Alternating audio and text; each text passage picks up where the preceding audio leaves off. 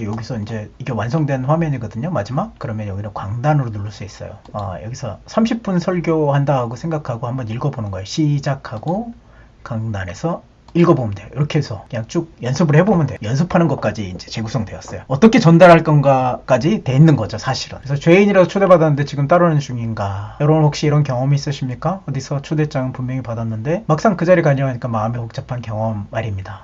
내가 거기 가도 되나? 내 수준이 평편에 어울리는 자리인가? 가면 좋을 것 같은데 이런저런 사람 때문에 안 가는 게 낫겠다. 오늘 본문 등장은 레위 사람은 우리와 정반대로 보입니다. 예수님 나를 따르라 할 때 박차고 일어나 곧장 예수님을 따라갑니다. 체면도 직장도 있었을 거고 재산도 인간관계도 있었는데 그 순간만큼은 예수님 초대에 미루지 않았다는 거죠. 우리가 사는 현실은 어떻습니까? 회사가 너무 바빠요. 아이들 문제만 정리되면 은퇴하고 나면 이렇게 나중에 미뤄서 하고 있지 않습니까? 실제 삶에서는 여전히 세금 받는 자리, 내 계산대로 앉는 것은 아닌가요? 마가복음 2장 13절에서 17절은 아주 단순한 장면을 보여줍니다. 예수님이 레위를 보시고 곧 일어나 함께 식사하고 바리새인들을 비판합니다. 나는 의인이 아니라 죄인을 부르러 왔다고 말씀하십니다. 이 짧은 구조 안에 구원과 제자도 죄인으로서 받은 은혜의 초대, 지금도 따르는 삶이라는 두 축이 완전히 선명하게 드러납니다. 이 말씀을 통해 우리가 붙잡고 싶은 핵심은 이겁니다.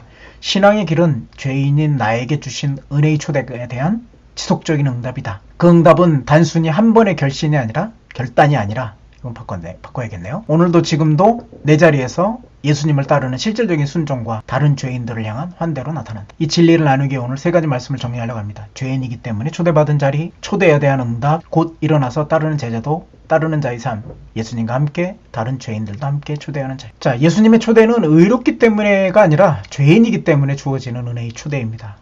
본문 설명을 좀 더 해볼까요? 마가복음 본문 13절 14절을 보십시다. 여기 중요한 포인트는 두 가지입니다. 지나가시다가 보시고 나를 따르라. 두 번째는 나를 따르라. 무심코 길을 가다가 저 사람 괜찮은 게 보이네? 그러고 부른 것이 아닙니다. 보다라는 단어는 의도적인 시선, 주목, 사랑에 대한 관심 표현입니다. 그러니까 예수님께서 이걸 주목하고 보셨다는 거죠. 이전에도 계속. 레위는 당시 세리, 경멸받은 직업이에요. 유대사회는. 근데 세금 거두고 착복하고 부정적인 이득을 취한 사람은 여겨져서 종교적으로 부정한 자의 죄인의 대표입니다. 대표적인 죄인이죠. 세리와 창녀죠. 대표적인 죄인. 그 당시에 말입니다. 그래서 사람들은 피하거나 욕하거나 무시할지 모릅니다. 그러나 지나가다 보셨다 예수님은 그렇게 얘기합니다. 정죄의 눈이 아니라 부르심의 눈으로 보신 것이도. 그리고 말씀하시면 나를 따르라. 이건 단순한 직업 제한이 아닙니다. 나와 함께 살아야 된다.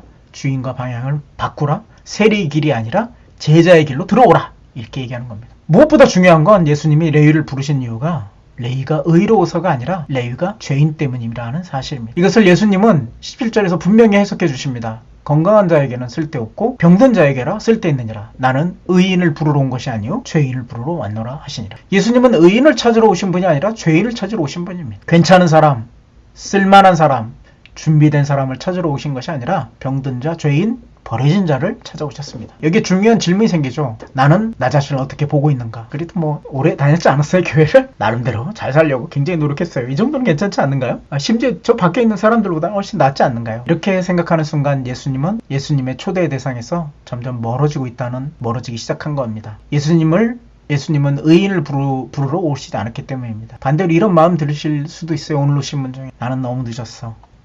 내 과거와 지금의 삶을 보면 아무도 나를 초대하지 않을 거야. 나는 그저 구석에 조용히 앉아 조용히 사라지면 되는 사람들이니까. 하지만 복음은 정반대입니다.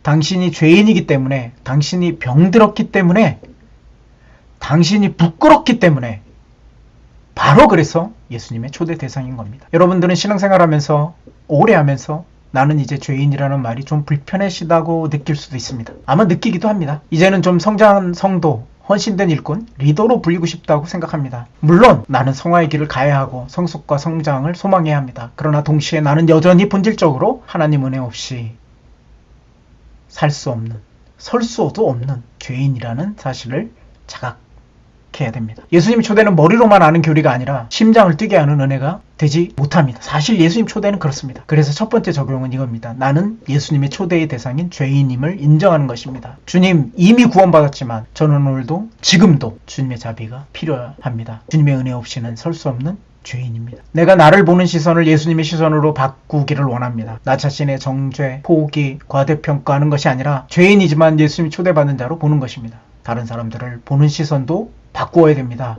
저 사람 안 돼. 무슨 저 집사 안 돼. 뭐 이런 거 말이죠. 그래서 예수님은 바로 저 사람을 부르러 오셨지. 저 사람이 바로 예수님이 초대 대상이야. 여러분, 우리가 죄인이기 때문에 예수님이 초대는 오늘 우리에게도 열려 있습니다. 지금 이 예배의 자리가 예수님께서 지나가시다 보시고 여러분 한 사람 한 사람을 부르시는 자리임을 기억하여 해야 될 것입니다. 두 번째로 그 초대의 레위가 어떻게 응답하는지를 좀 살펴보면 좋겠습니다. 본문에서 곧 일어나 따르니라 14절 후반절엔 이렇게 설명합니다. 다른 복음서에서는 중요한 표현을 하나 더 붙입니다.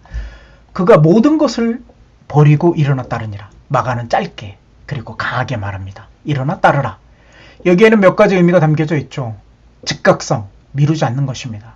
나를 따르라고 했을 때 레위는 얘기할 수 있었을 거예요. 생각해 보겠습니다. 조금만 시간을 주세요. 그렇게 말하지 않았습니다. 곧 일어났습니다. 즉각적으로 그 자리를 떠났습니다. 레위는 세간에 앉아 있었습니다. 그 자리는 직장, 수입, 안전, 신분, 인간관계 중심이었습니다. 그 자리를 일어나 떠났다는 것은 삶의 중심과 우선순위가 완전히 바뀌었음을 이야기합니다. 자기 직장을 버리라는 뜻이 아닙니다. 우리에게 이걸 너무 레디컬하게 적용한 건 아니죠. 삶의 중심에서 우선순위에서 완전히 바꾸라는 것입니다. 따르라는 단어는 한 번 따라간다가 본다가 아니라 삶 전체의 방향을 바꾸어서 계속 함께 가는 것을 뜻하는 것입니다. 인생의 주인과 목표, 정체성이 바뀐 것입니다. 자리 이동이 없는 신앙. 오늘 우리의 모습은 그런 것이 아닙니까? 고백은 있는데 자리 이동은 없는 신앙 말입니다. 우리는 예수님을 구주로 믿는다고 고백합니다. 죄인은 나를 구원하셔서 해주셔서 감사합니다. 그러나 실제 삶의 자는 어떻습니까? 세관에 앉아 그대로 앉아 있으면서 입만으로 주님 감사합니다, 주님 사랑합니다 얘기하지 않습니까? 주님 초대는 받았지만 일어나는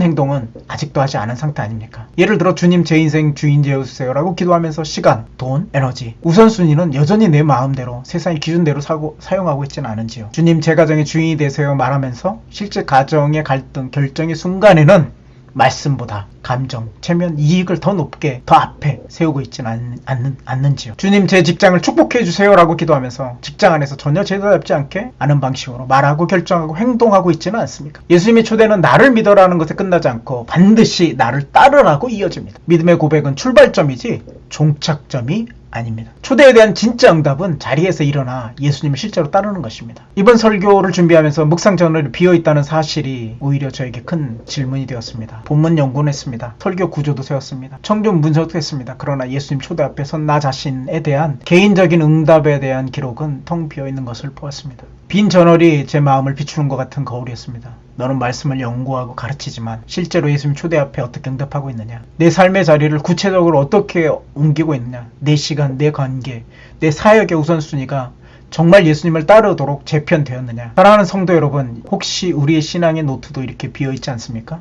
예수님 초대에 대한 설교는 많이 들었는데 정작 내가 일어난 옮긴 자리, 포기한 것들, 새로운 시작한 순종은 기록할 것이 별로 없는 상태. 예수님의 초대는 이론이 아니라 행동을 요구합니다. 곧 일어나 따르나 이 짧은 문장은 우리 신앙의 빈 페이지를 채워야 할 줄 믿습니다. 그래서 두 번째 적용은 아주 구체적이어야 합니다. 어디서 일어날 것인가 정하십시오. 직장에서 일어날 것입니까? 가정에서, 재정에서, 관계의 갈등에서 일어날 것입니까? 예배와 봉사, 헌신의 자리? 무엇을 내려놓고 무엇을 시작할지를 구체적으로 적어보십시오. 매일 아침 10분 말씀과 기도를 시작하는 것 굉장히 좋습니다. 직장에서 부정적인 일에 더 이상 동참하지 않겠다는 결정, 이런 표를 적어놓는 것도 굉장히 좋겠죠. 가정에서 먼저 사과하고 먼저 화해하기 시도하겠다. 너무 좋은 방식입니다. 올해는 소그룹, 봉사팀에 실제로 참여하겠다. 언제 할 것인가 미루지 말고 정하십시오. 언젠가가 아니라 오늘, 이번 주, 이번 달 안에 구체적인 한 걸음을 내디십시오. 레위는 주님, 제가 세금을 정리하고 좀 이따가 사람들을 정리하고 준비되면 그때 따르겠다고 하지 않았습니다. 곧 일어나 따랐습니다. 우리도 은퇴하고 나면 아이들 문제가 해결되면 형편이 좀 나아지면 이것이 아니라 지금 이 형편, 이 자리에서 주님을 따르는 첫 걸음이 내디뎌야 됩니다. 마지막으로 예수님이 초대를 받고 일어나는 레위가 어떤 삶의 자리로 들어가게 되는지 살펴보겠습니다. 15절에 17절을 읽어보면 예수님께서 그의 집에 앉아 잡수실 때 많은 세리와 죄인들이 예수와 그의 제자들과 함께 앉았으니 이는 그런 사람들이 많고 또 예수를 따름이니라. 바리새인들의 서기관들이 예수를 보고 그의 제자들에게 이르되 어찌하여 세리 및 죄인들과 함께 먹는가 하니 예수께서 들으시고 그들에게 이르시되 건강한 자에게는 의사가 필요 없고 쓸데없고 병든 자에게라 쓸데있느니라. 나는 의인을 부르러 온 것이 아니라 죄인을 부르러 왔노라 하시니라. 여기서 우리는 세 가지 장면을 봅니다. 예수님과 세리, 죄인들이 함께 앉아 먹는 장면. 함께 앉았다는 것은 단순히 밥을 먹었다는 의미를 넘어서 교제, 연대, 수용을 의미합니다. 당시 유대문화에서 식탁 교제는 가장 깊은 관계를 상징합니다. 그래서 종교 지도자들이 비판하는 것이죠. 어찌하여 세리와 죄인들과 함께 먹느냐. 그들의 죄인은 멀리해야 될 존재, 함께 앉아서는 안 되는 부정한 존재입니다. 예수님의 정체성은 이렇게 선언합니다. 나는 의인을 부르러 온 것이 아니요 죄인을 부르러 왔노라. 예수님의 사역 방향, 교회의 정체성이 어디를 향해야 되는지 분명히 보여줍니다. 레위는 예수님의 초대의 응답하여 따르자마자 예수님과 같은 시선, 같은 자리에 서게 됩니다. 예수님과 함께 앉고 예수님과 함께 다른 죄인들을 맞이하는 은혜의 식탁의 주인이 됩니다. 우리 교회, 우리 신앙은 지금 어떤 사람들과 함께 앉아 있습니까? 비슷한 배경, 비슷한 수준, 비슷한 취향을 갖는 사람들끼리만 편안한 식탁 자리를 나누고 있지는 않습니까? 문제 많은 사람, 손 많이 가는 사람, 불편한 사람, 이런 사람들은 자연스럽게 식탁 밖으로 밀려나고 있지 않습니까? 예수님은 세리와 죄인들 한가운데 앉으셨습니다. 그 자리는 종교적으로, 사회적으로 체면이 서지 않는 자리였습니다. 그러나 바로 그 자리가 복음의 자리, 은혜의 자리, 치유의 자리였습니다. 작년부 성도님들의 생각을 생각해보면 우리는 이미 수많은 식탁을 가지고 있습니다. 가족의 식탁, 회사 점심자리, 거래처와의 식사, 친구, 동창, 모임, 교회 안의 소그룹 식탁 자리. 질문은 이것입니다. 그 식탁에 예수님이 함께 앉아 계신가? 그 식탁에 다른 죄인들을 초대하고 있는가? 아니면 나와 비슷한 사람들만 모여서 안전하고 편안한 자리를 만들고 있는가? 어떤 가정은 집을 작은 교회처럼 사용합니다. 주일에만 아니라 평일에도 사람들을 초대하여 함께 밥 먹고 삶을 나누고 기도합니다. 그 식탁에는 형편이 어려운 사람, 마음에 지친 사람, 교회에 막 나온 새신자, 심지어 교회에 상처받은 사람들도 자유롭게 앉을 수 있습니다. 제가 청년 사역할 때 바로 이런 자매가 있었어요. 아직도 그게 마음에 남습니다. 벌써 25년 이상 된 일인데도 기억에 남는 이유죠. 그 집의 특징은 하나입니다. 완벽하지 않았지만 열려있다는 것입니다. 집이 크지도 화려하지도 않지만 예수님 마음으로 열린 식탁이 있었다는 것입니다. 반대로 어떤 집은 아무리 넓고 좋은 집이라도 닫혀 있습니다. 집이 정리가 안 됐어요. 우리는 좀 여유가 생기면, 애들이 좀 크고 나면. 요즘 사람들은 잘 신방도 받지 않습니다. 제 고등부 때 교사가 그랬어요. 신방 절대 오지 말라고. 이렇게 말하면서 교사도 하고 있었습니다. 실제로는 누구도 초대하지 못하는 식탁이 된 것이죠. 우리 삶의 식탁은 어떤가요? 가정의 식탁이 예수님과 함께 앉은 자리, 서로의 연약함과 죄를 솔직히 함께 나누고 기도하는 자리입니까? 아니면 눈치와 체면을 주는 자리, 잔소리와 비난이 오고 가는 자리입니까? 직장의 식탁이 예수님을 모르는 동료들을 향한 은혜의 초대 자리가 될 수 있을까요? 한번 같이 밥 먹을래요? 라는 한마디 말. 누군가는 예수님께로 향하는 첫걸음이 되지는 않을까요? 예수님 식탁을 내 삶에 세우는 게 중요합니다. 예수님과 함께 앉는 시간을 확보하십시오. 말씀과 기도의 자리를 예수님과의 식탁으로 여기십시오. 바쁜 일상 속에서도 하루 중, 일주일 중 주님과만 함께 앉을 시간을 정하기 바랍니다. 누군가를 내 식탁에 초대하십시오. 가족 중에, 교회 안에 소외된 성도, 직장 동료, 오랫동안 마음에 품고 있는 전도 대상자, 너무 중요하죠. 올해 안에 최소한 한 사람, 한 가정이라는 내 식탁에, 한 가정이라도 내 식탁에 초대해 보겠다는 구체적으로 결단하십시오. 교회 공동체의 식탁을 다시 세우십시오. 소그룹, 그룹, 팀 모임이 아니라 단순히 회의 프로그램이 아니라 예수님의 식탁이 되게 하십시오. 누가 더 잘났냐 비교하는 자리가 아니라 죄인들이 은혜를 나누는 자리가 되게 하십시오. 예수님의 식탁을 따른다는 것은 예수님과 같은 자리에 앉는 것입니다. 예수님의 시선으로 보고 예수님의 마음으로 초대하는 것입니다. 레위는 세금을 받던 자리에 앉아 있다가 이제는 예수님과 함께 죄인들을 맞이하는 식탁의 주인이 되었습니다. 우리도 내 자리에서 일어나 예수님을 앉으신 그 자리, 죄인들을 한가운데 있는 은혜의 식탁으로 나아가야 될 줄 믿습니다. 오늘 말씀 3가지로 나눠 보았습니다. 죄인이기 때문에 받은 초대. 예수님은 지나가시다가 보시고 부르신다.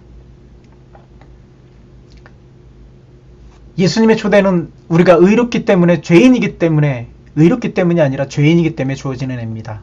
예수님은 세리 레위를 지나가시다 보시고 부르셨습니다. 오늘도 과거와 현재를 다 아시면서 정죄가 아니라 초대의 눈으로 우리를 보고 계십니다. 초대에 대한 응답, 레위처럼 곧 일어나 따르는 제사도의 결단. 2번째죠. 초대는 자동으로 제단을 만들지 않습니다.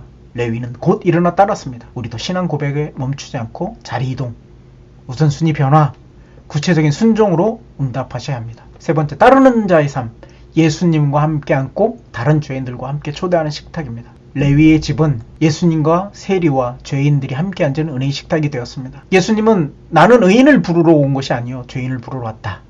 고 교회의 방향을 분명히 하셨습니다. 우리의 가정, 직장, 교회가 이런 예수님 식탁이 되어야 됩니다.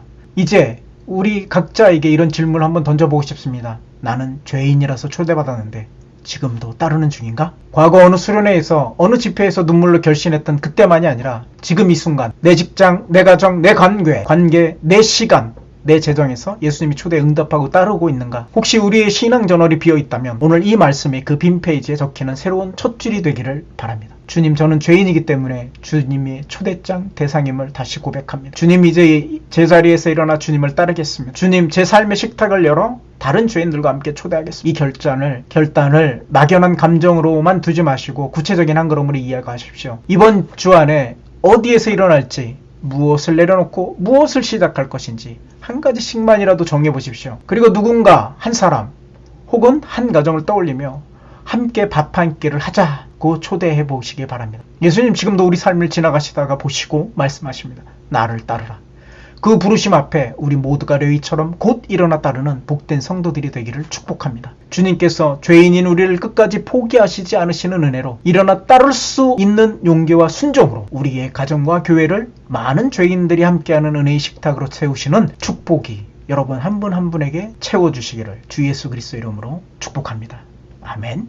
어떠셨어요? 제가 처음부터 끝까지 한번 쭉 읽어봤는데요. 이 설교문 작성된 원고를 어떠실지 모르겠습니다.